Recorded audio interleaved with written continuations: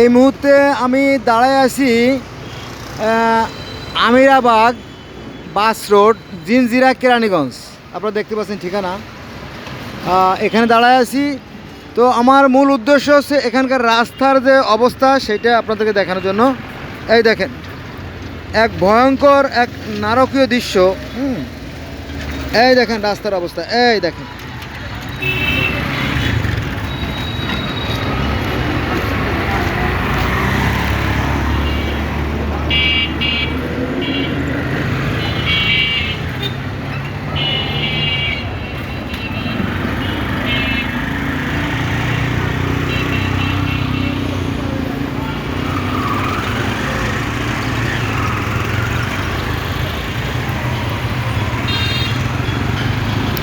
দুনিয়ার যত ময়লা, যত আবর্জনা সব আছে, হ্যাঁ, রাস্তার সব সাইডে আছে।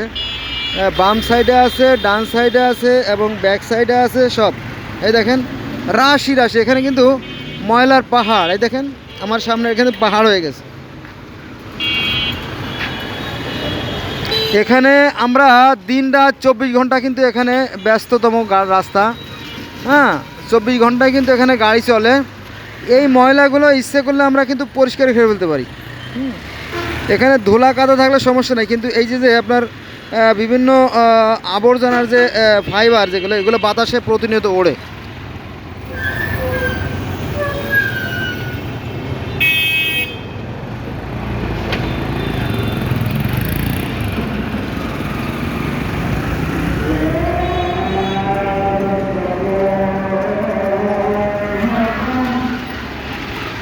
এগুলো কিন্তু আমাদের শরীরের মধ্যে প্রতিনিয়ত ঢুকছে এবং আমরা ক্ষতিগ্রস্ত হচ্ছি, রোগাক্রান্ত হচ্ছি, অসুস্থ হচ্ছি, মারা যাচ্ছি।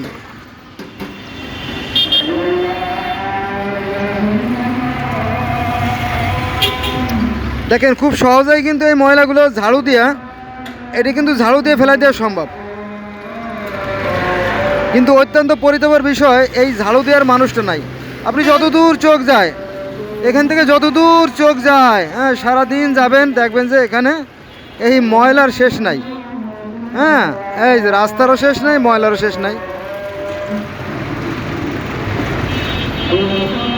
এইটাই সম্ভবত একটা শিক্ষা প্রতিষ্ঠান।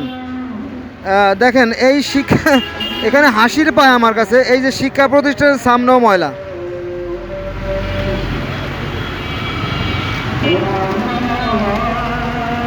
এটা হচ্ছে মিডো স্কলারিস্টিক স্কুল অ্যান্ড কলেজ, বিশাল ব্যাপার।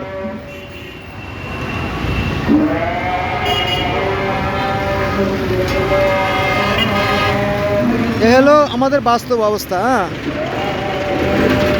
এই ময়লাগুলো ফেললে পারে মানুষ কিছুটা হলেও সুস্থ থাকতে পারতো। এই উদ্দেশ্যে আমার ভিডিও করা। দেখেন কি ব্যস্ততম রাস্তা, অথচ নোংরায় নোংরায় সয়লাভ।